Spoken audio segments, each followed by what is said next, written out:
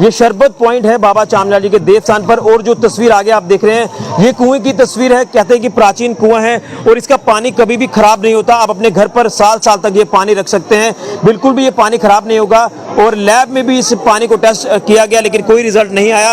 ये बाबा जी की शक्ति है, बाबा जी का चमत्कार है। इस शरबत पॉइंट को लेकर बात करें तो कहते हैं कि शक्कर में इस जल को मिलाया जाता है, उसका लेप किया जाता है। जिनको चर्म रोग होते हैं उनके चर्म रोग ठीक होते हैं। उसके बाद इसी शरबत से, इसी जल से स्नान किया जाता है। ये है शरबत का इतिहास। तो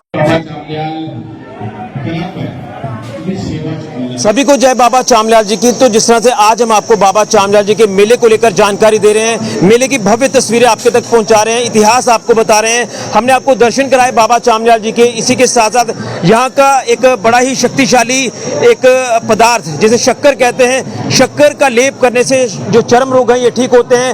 अब यहाँ की एक शक्तिशाली चीज के बारे में बताएंगे, वो है शरबत। यहाँ एक प्राचीन कुआं है, कुएं का जो जल है, जो शरबत है वो यहाँ जिस तरह से आप देख रहे हैं कि श्रद्धालु यहाँ पर जल पी रहे हैं। लेकिन इतिहास में ये कहा जाता है कि जो शक्कर का और शरबत का घोल है वो किया जाता है और उसका लेप जो वो शरीर पर किया जाता है तो आपके चर्म रोग ठीक होते हैं। लेकिन इतिहास जानने की कोशिश करेंगे यहाँ के जो सेवादार हैं उनसे, तो क्या कहेंगे। शरबत का भी एक इतिहास माना जाता है, शक्कर का एक अलग इतिहास है। तो शरबत को लेकर क्या इतिहास आप अपने भक्तों को देना चाहते हैं? शरबत और शक्कर का एक ही इतिहास है। जो शरबत है ये बाकी अलग शरबत से बिल्कुल अलग है। पानी मीठा है, चाहे पूरा एक साल अंदर रखो कभी खराब नहीं होगा।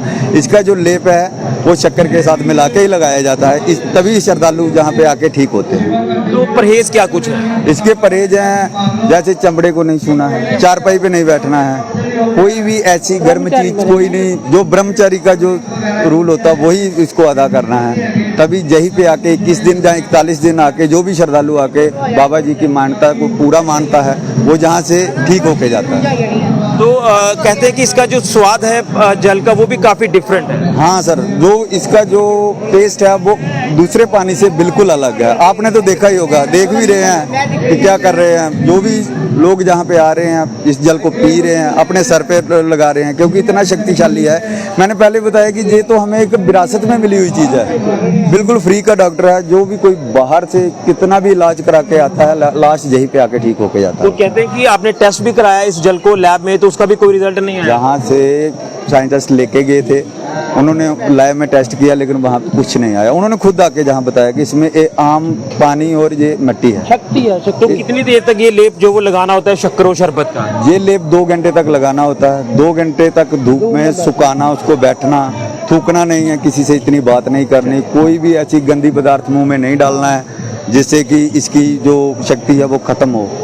उसके बाद स्नान करके वो बाबा जी के दर्शन करते हैं, वो चर्म रोग ठीक हो। फिर उससे जैसे कोई अपनी मान्यता मान लेता है कि मैं 21 दिन रहूंगा या 41 दिन रहूंगा, वो जहाँ से ठीक होके ही जाता है। तो क्या आपका भक्तों को संदेश रहेगा कि यहाँ पर जरूर आना चाहिए, माथा टेकना चाहिए और अगर किसी को कोई दिक्कत है वो यहाँ पर आकर ये जो इलाज है वो करना चाहिए? मैं तो यही संदेश दूंगा कि जो भी कोई भक्त जहाँ पे आता है अपनी श्रद्धा के साथ, साफ मन के साथ जहाँ आके बाबा जी की सेवा करे। तो हिंदू, मुस्लिम, सिख, ईसाई चारे धर्म है, सभी आते हैं, सभी मानते हैं।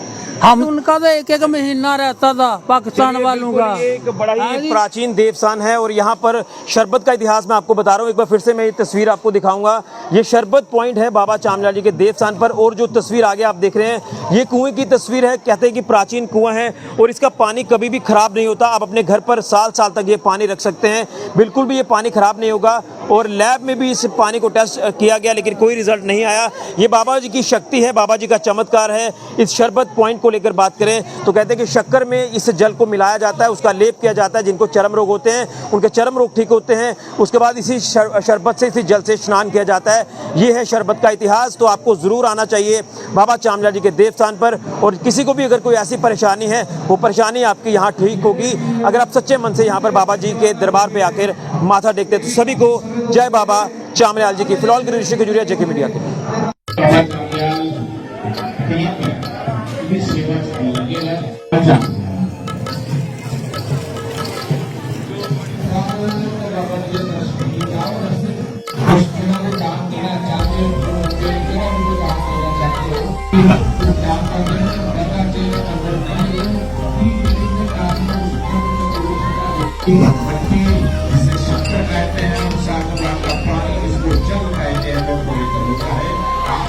आप